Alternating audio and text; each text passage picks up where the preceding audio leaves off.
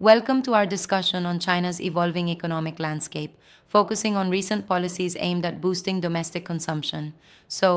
These policies are set to shake things up over the next year. Absolutely, it's a hot topic, and we're talking about measures emerging directly from the Economic Work Conference in Beijing, right? Right, exactly. The conference laid out some pretty ambitious plans. There's an emphasis on spending to drive consumption and managing overcapacity coupled with flexible fiscal policies to handle the deficit. Yep. And it seems these policies are not just about reactive measures, but a proactive push to encourage a more robust domestic market. Is that how you see it? Yeah, it's like they are re engineering the blueprint for economic growth. For instance, Professor Jin Keyu, an associate professor at LSE and author of the New China Playbook, highlights the need for stimulating and also carefully choosing which policies to enforce and which to restrict, Uh you huh. know? Wait a minute. He actually underlines that while stimulating demand is key, there's also a delicate balance in knowing when to hold back certain measures. That subtle nuance is intriguing. Absolutely. It's like not every policy that boosts demand is beneficial in the long run. There's a sort of strategic nuance required, like some policies can overheat the system if left unchecked, while others, well, can empower the economy to grow sustainably. Right on. I get that. But could you expand a bit on how Professor Jin envisions these flexible policies? Is it mainly about managing the deficit? Sure. In his interview on CGTN, Professor Jin elaborates on creating a framework that not only ramps up consumption, but also monitors and contains any potential negative spillovers. Essentially, it's about using fiscal levers to absolutely ensure that demand push growth doesn't lead to long-lasting fiscal imbalances. That sounds very calculated, almost like walking a tightrope between rapid growth and sustainable policy. Exactly, it's a balancing act. And one of the key takeaways is that every expenditure decision and policy adjustment has to be meticulously planned. The idea is to maximize the boost in domestic consumption without ending up with, runaway deficits or overcapacity issues in crucial sectors.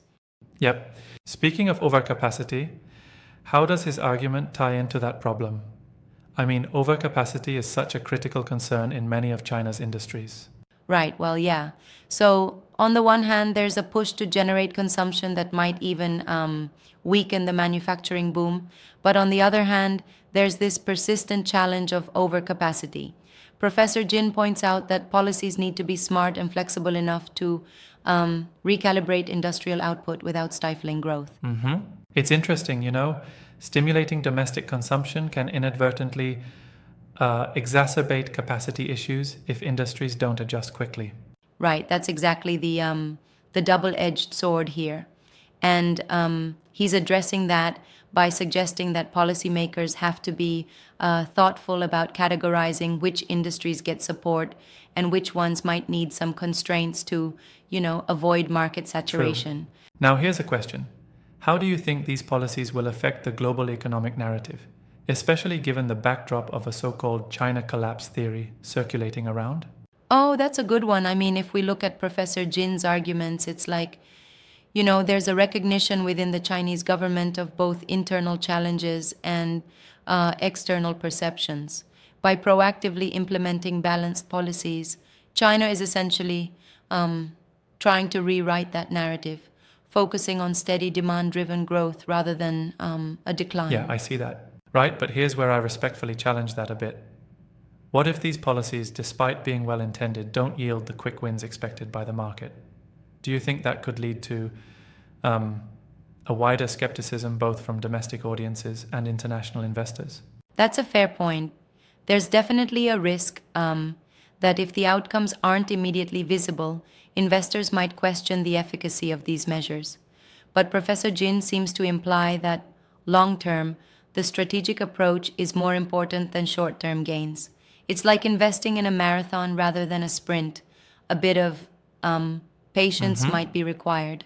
Yeah, that makes sense, though it does introduce a layer of risk, doesn't it? I mean, market sentiment can be pretty volatile. Absolutely. And that's exactly why the creation of these flexible policies is so crucial. They're designed to account for unforeseen circumstances, sort of a built in safety net to catch any negative fallout quickly. Uh huh. And speaking of safety nets, I noticed CGTN's platform mentioned that they are partly funded by the Chinese government. Do you think that influences how these policies are presented or even formulated? Good question. There's certainly a layer of complexity there. On one hand, having government backing can smooth the implementation of these policies. On the other hand, it might introduce biases in how the results are reported or interpreted.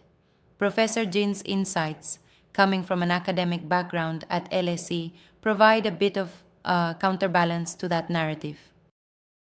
Definitely. It does add an interesting dynamic, the interplay of academic critique with governmental policymaking. Definitely. And it's like imagine you're charting a course on a stormy sea. The government provides the ship, but the academic perspective is the navigational chart that helps avoid the icebergs. Right, exactly. I love that analogy. Now, another aspect I found notable is the emphasis on not just boosting consumption, but also creating a sustainable framework that manages any fiscal deficit. Can you unpack that a bit more? Sure. So, it's one thing to inject spending into the economy, but if you don't have a plan to contain the resulting deficit, then you're effectively setting up the economy for future instability. The idea is to use flexible fiscal policies to ensure that any deficit remains manageable. It's like trying to balance a checkbook while still investing in growth. Yeah, that's a tricky balancing act indeed. It's both thrilling and nerve wracking, the idea of such a carefully calibrated approach to growth. Absolutely. There's so much riding on getting it just right. The goal is not only to boost immediate consumption, but to over time build an economy that can sustain that growth without straining its financial systems. Very strategic.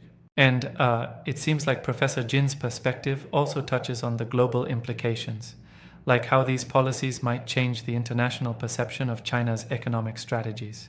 Exactly. By shifting away from a purely export driven model and emphasizing internal consumption, China is, in a way, redesigning its economic identity to withstand global uncertainties better. As Professor Jin notes, this could potentially realign, international trade dynamics and investor expectations in the long run. True, that's a significant shift. I mean, it sounds so optimistic on paper, but as you mentioned earlier, the risk remains if short term outcomes don't meet the high expectations. Yes, exactly. And that's why ongoing monitoring and policy flexibility are so critical. The policymakers need to be ready to adjust strategies based on what the data tells them. It's like constantly recalibrating a complex machine. Yeah, no doubt. And while we're on that topic, don't you think there's a certain inherent challenge in balancing political considerations with economic necessities? Absolutely. There's an element of political risk here. Balancing the interests of various stakeholder groups always introduces complications. But from Professor Jin's analysis, it's clear that his advice is rooted in realism, understanding that there's no one-size-fits-all solution. Instead, it's about, crafting policies that are as adaptive as they are ambitious. Exactly. It's like trying to solve a puzzle where the pieces keep changing shape. Precisely, and that's why these policies are so fascinating. They're not static. They're designed to evolve with the challenges and opportunities of the moment, ensuring that economic growth remains, both robust and sustainable. Right, absolutely. Overall, it's a compelling mix of ambitious vision and pragmatic caution. I really appreciate how the discussion brings in both macroeconomic theory and real world policy challenges. For sure. It's a deep dive into not just boosting the economy in the short term, but strategically paving the way for long lasting growth. And it's a vivid reminder that every major policy shift requires, a delicate balance between risk and reward. Yep, spot on. Well, that wraps up our exploration on these new policies. It's been a thoughtful journey through the intricacies of stimulating growth while navigating the tightrope of fiscal balance. Thanks for the detailed insights.